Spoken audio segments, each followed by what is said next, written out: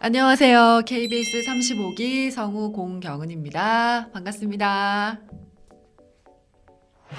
연기를 시작한 이유는 일단 어릴 때부터 연기를 좋아했어요. 연기를 되게 좋아했고 연기자가 되고 싶었던 것 같아요.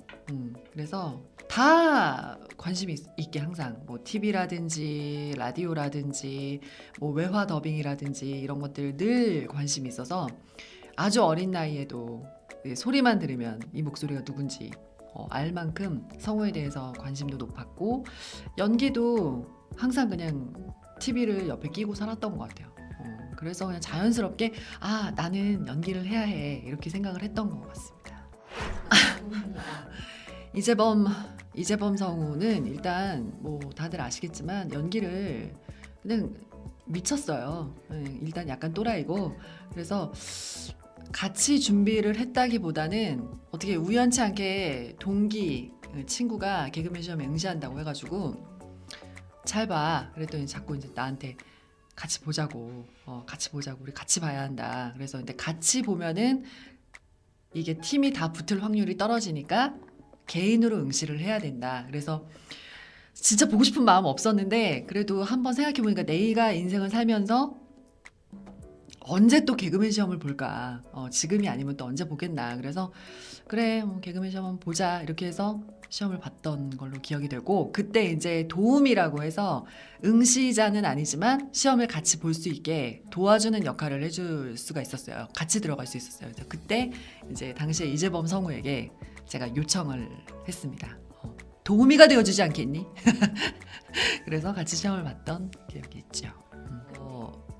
이제 그때 당시에 학교 다닐 때 왜 이렇게 선생님들 흉내 잘 내고 좀 이렇게 선생님이 봤을 때는 되게 괴로운 그런 학생이었는데 대학교 때 되게 재밌었던 이제 교수님 어떤 그런 캐릭터에 좀 재밌는 에피소드를 인용해서 이제 대본을 직접 쓰고 그래서 같이 이제 도우미 역할로 해서 만나가지고 이제 연습을 해서 시험 봤었죠. 대학교 때 교수님 한마디 지금도 되게 좋아하는 교수님인데 일화를 얘기하자면 그런 게 있어요.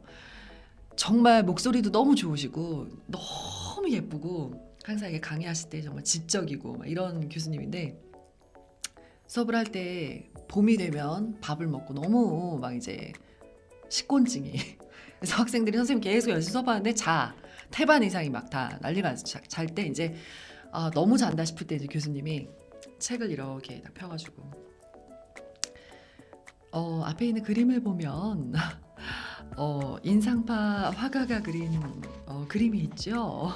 여기 어떤 입 같기도 하고 또 입이 아닌 것 같기도 하고 어떤 아가리 이런 식으로 그래서 그 자는 애들이 막 아가리 이러면서 근데 그 교수님이 그런 어떤 캐릭터를 인용해서 낯선 남녀가 처음 만나가지고 보는 그런 에피소드로 시험 봤던 것 같아요.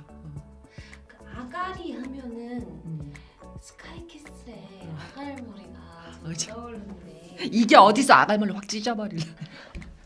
그거 저도 참 좋아합니다. 도움이 안 됐던 건 아닌 것 같아요. 어쨌든 처음 봤던 시험이긴 하지만 제일 좋은 건 연기를 하다 보면 연기에서 어떤 나를 벗기기, 뭐 껍질을 깬다, 뭐 옷을 벗는다 이런 표현을 하는데 그런데 굉장히 많은 도움이 되는 것 같아요. 왜냐하면 일단 나를 내려놔야 돼. 나를 정신을 발좀 내려놔서 어떤 그런 거에 도전을 해볼 수 있기 때문에 그런 부분에서는 굉장히 많은 도움을 얻지 않았나 그런 생각이 들어요. 개그맨 시험도 나는 일단은 연기가 중요하다고 생각했기 때문에 크게 뭐 개그도 잘은 모르지만 그 개그에 있어서 뭔가를 되게 깔아주는 그러니까 편안하게 어떤 스토리를 이어가는 역할을 해주는 그런 역할들이 있는 것 같고 또 그걸 받아서 굉장히 거기서 웃음 포인트를 탁 터트려주는 사람이 있는 것 같고 그러니까 그런 역할들이 다 있는 것 같은데 나는 기본적으로 그냥 개그에서 제일 중요한 건 일단 연기가 돼야 이제 그런 포인트를 살릴 수 있는 거라고 생각을 해서 그냥 연기적으로 생각을 하고 접근했던 것 같아요. 그래서 그때 재밌게 시험 봤는데 정말 독특한 건 심사위원들은 결코 웃지 않습니다. 웃겨도 웃음을 참습디다. 막 딴 데 보고 막 그렇게 이렇게 참 정말 웃지 않는 분도 있는데 그렇게 참더라고요. 워라벨은 정말 힘든 것 같아요. 왜냐면 일단 균형을 맞출 수가 없어. 무너지고 있어. 균형이 이게 어느 한쪽에 맞추다가는 막 이것도 아닌 것 같고 저것도 아닌 것 같고 이게 몰라요. 내가 여자이고 또 한 가정에 이제 또 여러 가지 역할을 담당하다 보니까 그게 사실 쉽지는 않은 것 같아요. 그러니까 지금 답변 드리자면 저도 노력 중입니다. 균형을 맞추기 위해서 굉장히 노력 중입니다. 네. 균형을 맞추기 위해서 굉장히 부지런해져야 되는 것 같아요. 그걸 맞추려면 지금 내가 가장 바쁜 시기인 것 같기도 하고 그래서 그걸 어쩔 수 없이 내가 좀 더 부지런하게 뛰어서 좀 맞춰보자 이렇게 생각하는 것 같아요.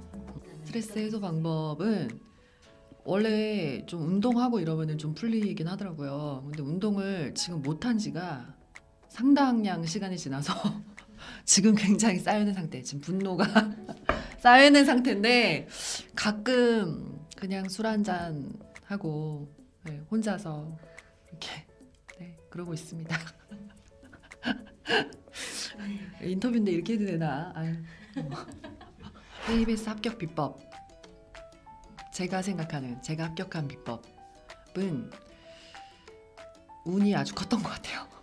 이건 정말 늘상 하는 얘기인데 되게 운이 좋았던 편이었던 것 같아요. 운이 좋았고 그날의 컨디션도 좋았고 그렇지 않았나 그런 생각이 들어요. 그리고 일단 제일 중요한 건 내 스스로 되게 후회 없이 연기하려고 했던 것 같아요. 아쉬움이 없이. 그러니까 아쉬움이 없게만 하고 나오자라고 생각했던 것 같아요. 욕심을 많이 낸다기보다는 그렇게 했던 것 같아요. 그래서 결과가 좋지 않았나 그렇게 생각해요. 질문이 저를 아는 사람이 많나요? 난 너무 다 비슷한 것 같은데 내가 생각할 때 다 비슷한 것 같은데 글쎄요. 나는 그냥 내 주변에 그런 사람이 되게 많다고 생각해요. 내가 잘 모를 뿐이지. 사실 우리 주변을 돌아보면 캐릭터라고 하는 것들은 널려 있다고 생각해요. 그래서 그런 부분들을 굉장히 눈여겨서 지켜보고 또 이렇게 차곡차곡 저런 성격도 있구만. 저런 캐릭터도 있구만. 이런 상황에서 저렇게 또 말을 하는 사람도 있네. 이렇게 좀 차곡차곡 저장을 해놓는 것 같아요. 그래서 최대한 어떤 작품을 읽고 캐릭터를 볼 때 이제 내가 예전에 경험했던 그 상황에서 굉장히 그 인물과 유사하구나 이렇게 생각해서 연기를 하는 것 같아요. 일단은 말투인 것 같아요. 억양.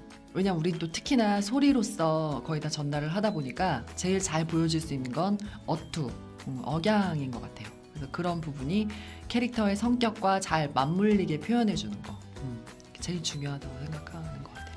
그 어투에 너무 집중을 하게 되면 이제 말 그대로 그런 이제 그 억양만 막 이렇게 하게 되는데 그게 아니라 어투나 그런 말투 같은 건 캐릭터의 성격에서 시작되는 거거든요. 그러니까 그 인물이 가지고 있는 성격. 그러니까 기본적으로 가지고 있는 뭐 내성적이면 내성적인 거, 어떤 내성적이다 보니까 이런 상황에서 나서지 못하는 거, 이제 그런 성격의 중심의 축을 잃지 않으면 그런 어투를 써도 그렇게 쪼처럼 뭔가 굉장히 만들어져서 나온다는 느낌이 들지 않는데 대부분은 그 성격에 이렇게 중심을 두지 않고 어투와 억양의 중심을 두고 연기를 하다 보니까 어떤 감정선이 되게 얕아지는 거죠. 그래서 중요한 건 내 인물이 가지고 있는 그 내면에 집중해서 감정선을 유지하면서 그런 억양이나 어투를 유지해야 된다고 생각해요.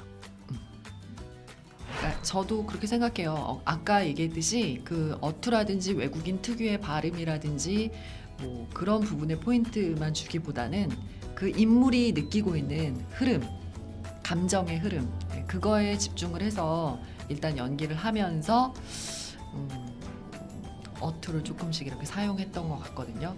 그래서 제일 중요한 건 일단 어쨌든 그런 특이점을 보여주기 위해서는 많이 관찰을 했어야 했고 그리고 예전에 성우가 되기 전에 제가 연극을 전공을 했고 연기를 전공을 했는데 공연을 했었어요. 완득이라는 작품을 대학로에서 공연을 했었는데 그때 이제 또 완득이 엄마 역할로 연기를 했었어서 그때 겪었던 어떤 경험이 많이 도움이 됐던 것 같아요. 그게 제일 힘든 것 같아요. 되게 흔히 볼 수 없는 캐릭터를 연기한다는 게 일단은 자주 볼 수 있으면 자주 보면서 연구하고 또 이렇게 따라하고 할 수 있는데 그게 없으니까. 근데 일단은 만날 수 없으면 최대한 영상이라든지 그런 자료를 많이 찾아봤던 것 같아요. 일단 많이 찾아보고 들어보고 또 따라해보고 그거에 집중해서 했던 것 같아요. 그래서 새터민 어떤 관련된 그 라디오 드라마를 했었지만 바람 따라 구름 따라 대북 방송을 했었지만 그 실제로 대부분 사람들이 어투에 그치지 않고 같이 그때 당시에 연기를 했던 모든 분들이 다 실제 북한에서 어떤 기사가 난다든지 정치적인 기사뿐만 아니라 뭐 사회적인 그런 기사 같은 게 외신으로 이렇게 우리나라에 들어올 때 그런 것들을 일일이 항상 기사 되게 눈여겨보고 그랬던 기억이 나요. 내레이션을 각 장르 제가 나레이션 글쎄요 내레이션은 이것도 이어지는 대답일 수 있는데 그 장르가 가지고 있는 것마다 나레이션이라고 하더라도 감정이 존재한다고 생각해요. 감성, 뭐 정보도 있겠지만 그래서 그거에 맞춰서 최대한 잘 전달할 수 있게 노력하시는 것 같아요. 모든 선배님들도 마찬가지로. 그래서 일단 그 나레이션이 가지고 있는 전하고자 하는 가장 중점적인 메시지가 무엇이고 그리고 그 나레이션을 어떤 식으로 표현을 하는지 우리가 왜 자연 다큐라고 하더라도 굉장히 정보 중심으로 가면 딱딱하게 혹은 절제된 감정으로 이렇게 정보 전달을 하겠지만 그 자연 다큐라고 하는 것을 굉장히 좀 감성적인 것 이제 그런 걸로 그런 관점에서 프로그램을 진행한다고 하면 또 굉장히 자연에 대한 경이로움이라든지 감성을 담아서 나레이션을 해야 되는 것 같아요. 일단 중점적으로 생각하는 부분이라고 한다면 듣는 사람이 불편하다 혹은 이 사람이 연기를 하고 있다라고 느끼면 안 된다고 생각해요. 그러니까 최대한 이질감이 없게끔 하는 거. 근데 그게 제일 중요한 건 그래서 진심으로 연기를 해야 한다. 이게 제일 가장 중요한 것 같아요. 그래서 최대한 듣는 사람이 이 사람이 뭔가 꾸며서 연기한다, 만들어서 연기한다 이런 느낌을 느끼지 않도록 정말 편안하고 자연스럽게 그렇게 일상생활에서 내가 정말 말하듯이 그렇게 연기를 하려고 노력하는 편인 것 같아요. 그래서 그렇게 느끼시는 게 아닌가 그런 생각이 들고 연기 철학이라고 한다면 얘기가 좀 길어지는데 연기 철학 일단 기본적으로 원장님이 생각하는 거랑 좀 비슷해요. 인간에 대한 일단 나에 대한 인간에 대한 애정, 사랑 그런 게 있어야 한다고 생각해요. 근데 그게 뭐 우리는 사랑해야 해요 이런 게 아니라 그래서 인간이 가지고 있는 여러 가지 감정들이 있잖아요. 근데 그런 것들을 막 힘든 건 싫어 이런 건 싫어 이게 아니라 그 모든 게 다 결국은 내가 연기하는 것과 맞물려 있고 내 인생과 맞물려 있고 그래서 애정 어린 마음을 가지고 지켜보는 거 그게 제일 중요한 것 같아요. 내 연기가 마음에 안 들 때 있죠. 그럴 때 좀 그래도 일단 시도는 해요. 일단 모든 시도는 어떤 결과든 만들어내니까. 근데 시도하지 않으면 일단 결과가 없어요. 그리고 내가 같은 것만 계속 추구한다고 하면은 결과도 항상 비슷하고 똑같을 거기 때문에 마음에 들지 않지만 내가 이렇게 어떤 연기를 유지해서 갈 때 처음에 좀 잘못 잡은 것 같아 이거 좀 아닌 것 같아 해도 일단은 끝까지 밀고 가봐야 내가 느끼고 체득해야 거기에 대한 해답을 얻을 수 있는 것 같아요. 정말 두부 좋아요. 근데 멘탈이 약해졌다. 근데 저는 개인적으로 그렇게 생각해요. 뭐 무조건 이겨내야 됩니다. 뭐 되게 긍정적인 마음을 가지세요. 다 좋은 얘기고 맞는 얘기고 그런데 그냥 멘탈이 약한 채로 두면 안 됩니까? 그냥 두세요. 왜냐면 바닥까지 치고 내려가서 내가 저 밑까지 내려가 봐야 다시 올라올 수 있다고 생각해요. 나 역시도 그런 경험이 있었고 내 연기가 항상 부족하다 혹은 마음에 들지 않는다 왜 없겠어요. 지금도 그런 부분이 되게 많기 때문에 그럴 때는 그냥 하염없이 내려가는 것 같아요. 내려가고 바닥까지 치고 더 이상 나빠질 게 없다라고 느낄 때 이제 그럴 때 뭔가 또 귀가 다시 열리면서 내가 가지고 있는 장점 또 그런 것들 다시 생각하면서 이렇게 떠오르는 것 같아요. 그리고 또 다른 사람들한테 자극도 다시 받고. 그러니까 내가 되게 힘들고 견딜 수 있는 상황이 아닌데 무조건 그걸 애써서 견디려고 하기보다는 일단은 최대한 그냥 바닥까지 내려갔다가 그렇게 좀 휴지기를 가지고 다시 올라오는 것도 방법이라고 생각해요. 성대모사는 일단 제가 생각하는 건 많이 들어야 되는 것 같아요. 많이 듣고 이제 그 사람의 억양, 말투, 뭐 특이한 이런 흘러가는 리듬 같은 걸 이제 딱 캐치를 하고 그걸 딱 캐치를 했으면 계속 이제 따라하는 거죠. 그러다 보면 늘지 않나 하는 생각이 듭니다. 그러니까 그게 어릴 때부터 이제 습관이 되다 보니까 사람하고 어느 정도 얘기를 하고 대화를 나누다 보면 그게 그냥 본능적으로 조금 캐치가 되는 것 같아요. 제가요? 제가요? 지금요? 카메라 카메라 보고. 보고 엄마는 내가 뭘 했는지 관심도 없어요. 나는 내가 이 정도만 하겠습니다.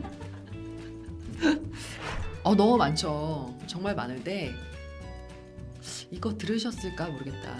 우리 동기 중에 백경훈이라고 저랑 또 이름이 약간 비슷하죠. 경훈이라는 동기가 있는데 그 친구에 관한 에피소드예요.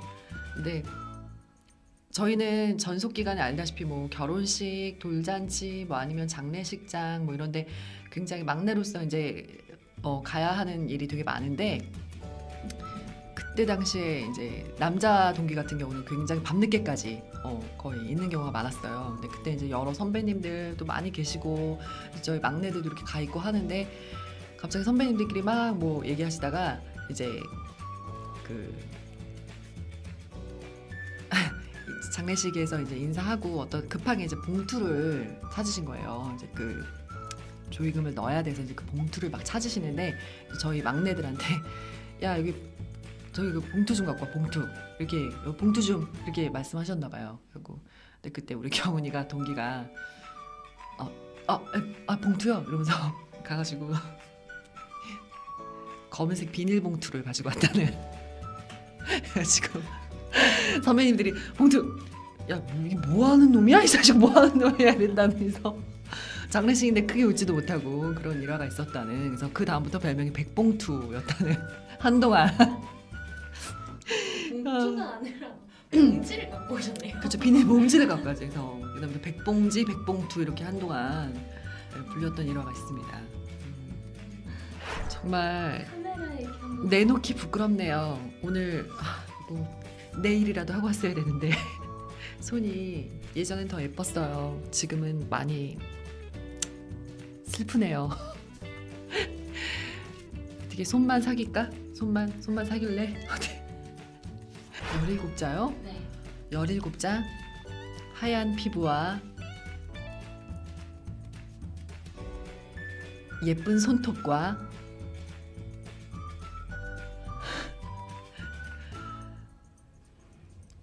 없어. 찾을 일도 없어. 두툼한 살결. 좋아. 17자 됐지. 좋아. 괜찮아요. 손 가릴까? 이렇게. 네, 마지막으로 여러분 저도 됐습니다. 여러분이 못할 게 없어요. 항상 재미있고 긍정적으로 그리고 굉장히 주변 사람들한테 선한 영향력을 줄 수 있는 그런 지망생이 되었으면 좋겠어요.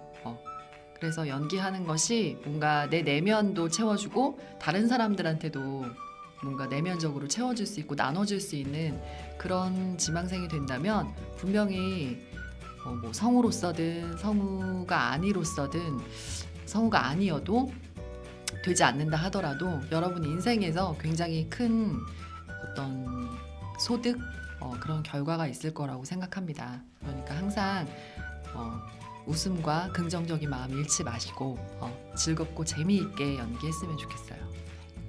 화이팅!